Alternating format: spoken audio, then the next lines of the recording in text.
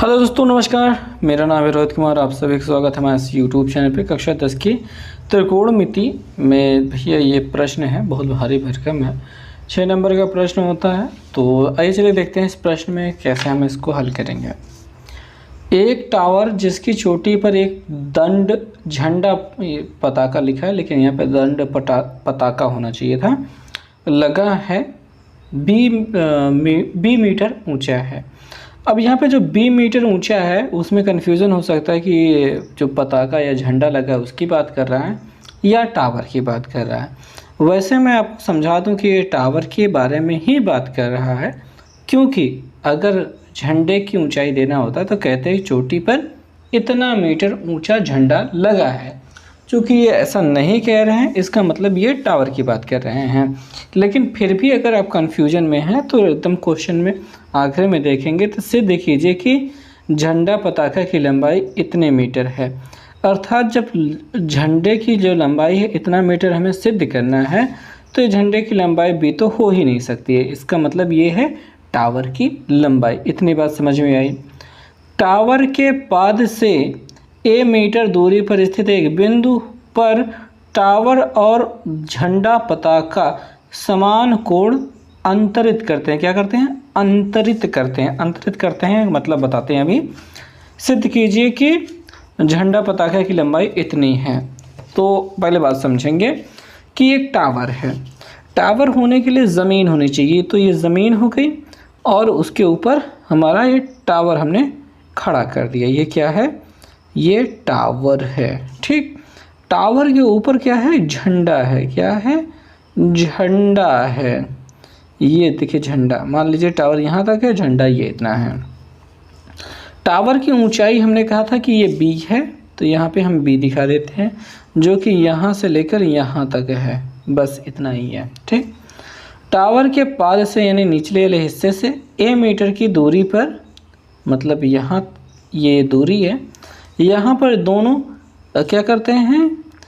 स्थित बिंदु पर टावर और झंडा पताका समान कोण अंतरित करते हैं। समान कोण अंतरित करने मतलब पहले ये लाइनें खींच देते हैं तो आपको समझ में आएगा। समान कोण अंतरित करते हैं माने टावर, ये टावर कितना कोण बना रहा है? यहाँ पे टावर कोण बना रहा है। और ये जो झंडा यहाँ से यहाँ तक है, ये कितना कोण बना रहा है? ये ऊपर वाला हिस्सा। ठीक है, पूरा नीचे नहीं तक नहीं भैया, झंडा का ऊपरी हिस्सा, निचला हिस्सा जहाँ पे आके इसे मिल जाते हैं तो ये जो कोण बनता है इसको कहते हैं कोण अंतरित करना। ये कोण अंतरित करता है, ऐसा मामला होता है। जब अंतरित करने का मतलब यही छोटा छोटा टुकड़ा। तो यहाँ पे समान कोण अंतरित करते हैं, मतलब थीटा और थीटा। ठीक, तो इतना सा पूछ हो गया। तो हम यहाँ पे ए बी, यहाँ पे सी और यहाँ पे डी लिख देते हैं। लिख दिया। अब हमको सिद्ध करना है कि इसकी ऊंचाई ये है। अब इसकी ऊंचाई को भी हमको सब कुछ मानना पड़ेगा। एच मान लेते हैं ताकि लिखते आसानी से बने। ओके, तो इतना सब कुछ हो गया। तो यहाँ पे लिख लेते हैं हल। हल में हमने कुछ चीज़ें मानी हैं। माना झंडे की ऊंचाई, झंडे लिखा जाता है, झंडे की ऊंचाई ये हमने मान के रखा है कि वो एच मीटर है। ठीक, ये मान लिया है। तथा कोण बी ए सी बराबर सी ए डी बराबर थीटा हमने मान रखा है। अब आगे बात को हम बढ़ाएंगे। ठीक, बात को आगे बढ़ाएंगे और किस त्रिभुज की बात करेंगे। हम बात कर लेते हैं इस त्रिभुज की। त्रिभुज ए बी सी में लिखते हैं tan थीटा बराबर लंब बटे आधार यानी कि b/a।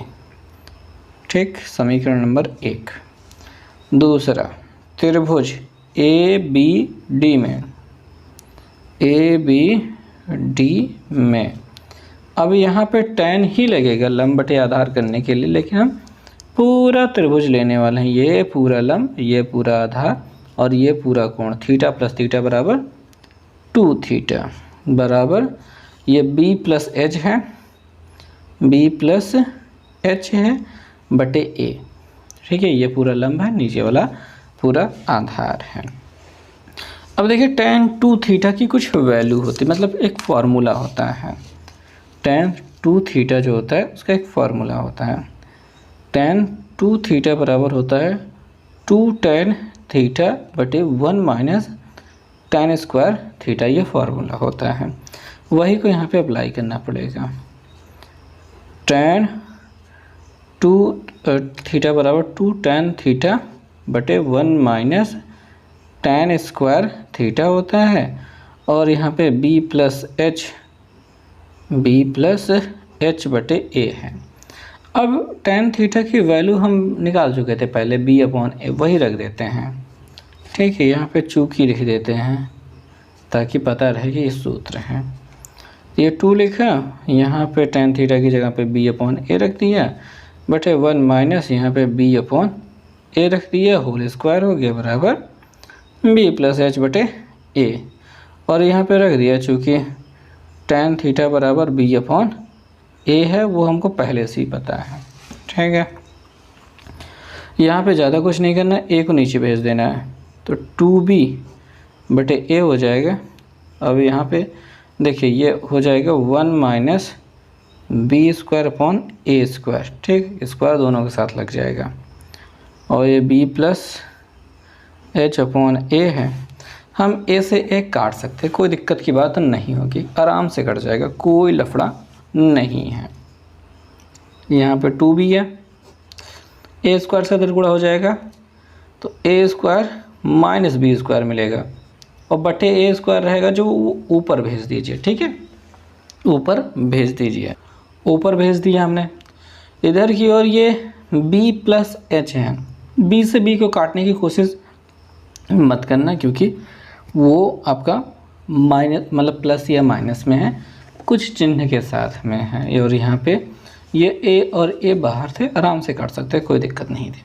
इस b को उधर भेज दीजिए, क्योंकि हमको h की वैल्यू ही तो प्राप्त करनी है आखिरकार। b को उधर भेज देंगे तो 2a स्क्वायर b बटे a square minus b square और माइनस b हो जाएगा, इसका इधर गुणा कराएंगे तो ये 2a square b minus b, और ये a square minus b square, और उसके बटे a square minus b square तो रहेगा ही।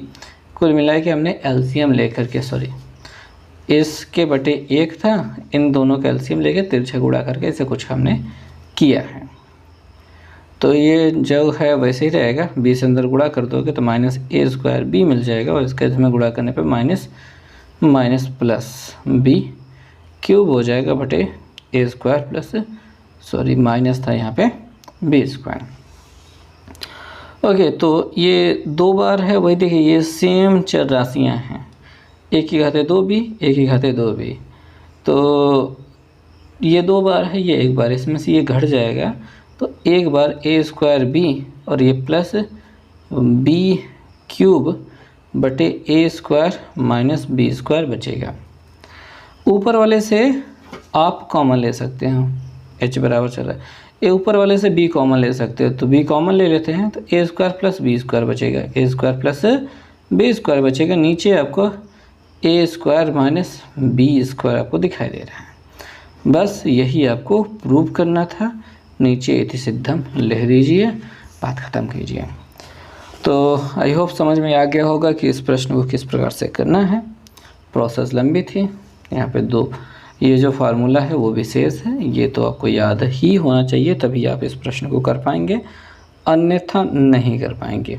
ओके, तो all the very best for your exams, पढ़ते रहिए।